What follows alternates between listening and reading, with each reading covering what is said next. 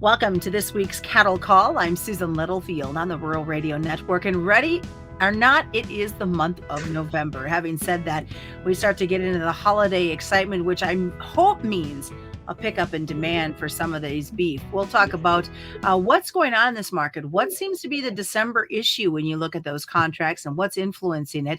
Overall, how is the current is that trade? And what are we going to be seeing with the cash? There's a lot to look at for this week's trade. As Brad Kooima joins us, Kooima Kooima Varilek out of Sioux Center, Iowa. So let's kind of start. You talked a little bit about maybe some pre-roll going on for this cattle trade. Well, that's what it looks to me like. I think, we'll talk a little bit about some of these chart points here too, but, so the fifth business day of the month prior. So the fifth business day of the month before delivery month, which would be December. So the fifth business day of November is when the official, one of the indexes, the Goldman, the one that everybody talks about, the Goldman index starts to roll for real, but that's not the only index. That's not the only fund that does this, that trades this. So I think yesterday and today, both, you're seeing some of this, what they call pre-roll, where you're seeing some of the longs move out of the December to another month. Usually they go to the next month back, but it almost looks weird today. There's such strength in the summer months that maybe they're going all the way back there. Sometimes I make these disparaging comments about some of the funds, but I do think there are some funds that are not fundamentally oriented really at all, other than to know that the macro supply of the cattle is still bullish, right? The smallest cow herd in 60 years after all, right? And, so I wonder sometimes if price doesn't attract now, so they're buying the back months a little bit. We did, if you remember last week, we did just completely stand on their ear the forward spreads where December and February gained on the back months in a big way, like December by $3. So, to maybe take that back just a little bit shouldn't be too upsetting, but that seems to be part of the deal. Yeah, some of the fund roll for sure. So as you look at this December contract, and you made a point of really talking about this beforehand, that some don't really know what's going on in the mind of this December trade. What are you seeing, and what's the influence for it? Well, you got to remember that a lot of people that are trading this thing, Susan, I don't mean to sound like I'm admonishing you, but we all need to remember, I should say, that you've got people trading it here that frankly don't know the difference between a heifer and a steer, right? And so they don't want to bother themselves with what the fundamentals are, because that's hard work. And fundamentals there's always bullish fundamentals and bearish fundamentals, right? So today you've got, and yesterday, but you've got kind of like this perfect storm of technical points a little bit in the December cattle. Remember, we gapped down last Monday coming off reacting to that bearish cattle on feed report.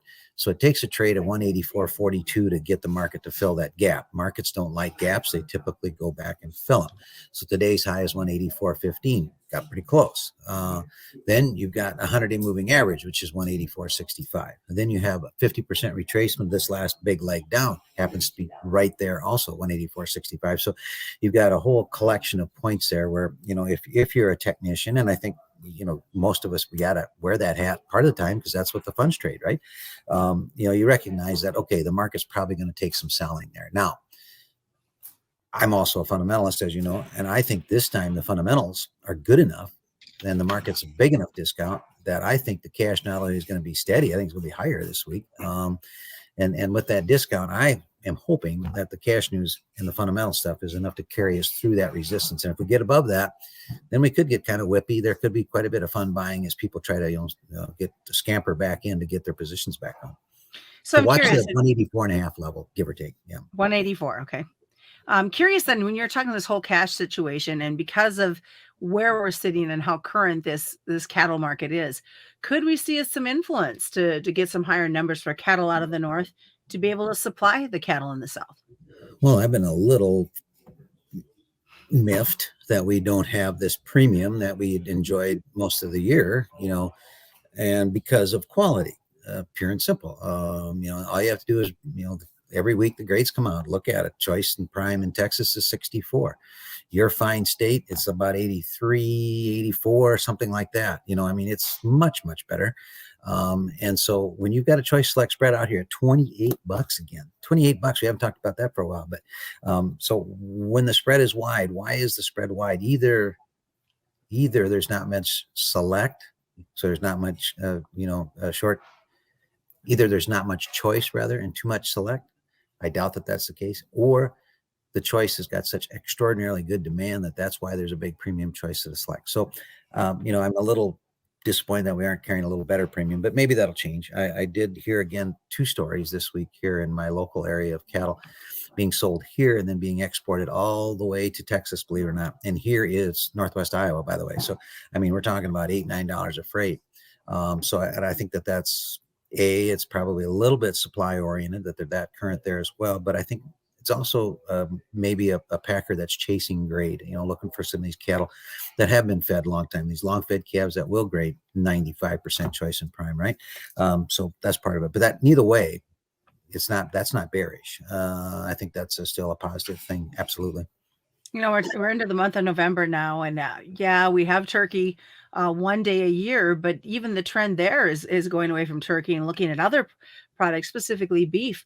Is there some optimism and hope out there, depending on what the feds have to say? Because you and I are recording this before the feds release what their talks were about. Is there hope that we could see a good swing pickup in consumer demand for beef? I continue to be told anecdotally, Susan, that's a great question, but I continue to hear anecdotal, at least evidence that demand, in fact, for the core of the holiday season, and I guess I'm talking about December, right? The New Year's, Christmas, and all the stuff and the parties that go along with that. I continue to hear that it's extremely good, and that beef getting priced into that slot is better than what it's getting priced today. Now, we've had a little bit of a 2-day hiccup in the beef, really not unusual, particularly the cuts of that meat that were lower, not the first time. Yeah, Thanksgiving one day a year. To me, I know I hear a lot of. You're right to point out the Fed talk, but I continue to hear a lot of this what if talk about the demand, and all I can do is live in the here and now. Demand appears to me to be really, really good. Hey, our local Fairway store, we just bought about 4 of them. You can buy a whole choice strip loin for $6.99 a pound. That is a bargain, in my opinion. So I think it's okay. The more troublesome thing would be some really, geopolitical, say that real fast, a meltdown in terms of, more fear of the terrorism thing and stuff like that. That troubles me more than worrying about the demand thing, because that certainly would change it. All right. Lots of great stuff. Folks want to have a conversation with you or anybody else there in the office. What do they need to do? 2 ways. We do have a telephone, 800-358-3047. Otherwise, check us out on kkvtrading.com. You can watch stuff like this and everything else that we do here. So, all right. Thanks so much, Brad, for joining us this week. Just a reminder, commodity futures and options do involve a substantial risk of loss, not suitable to all investors. That's this week's Cattle Call on the Rural Radio Network.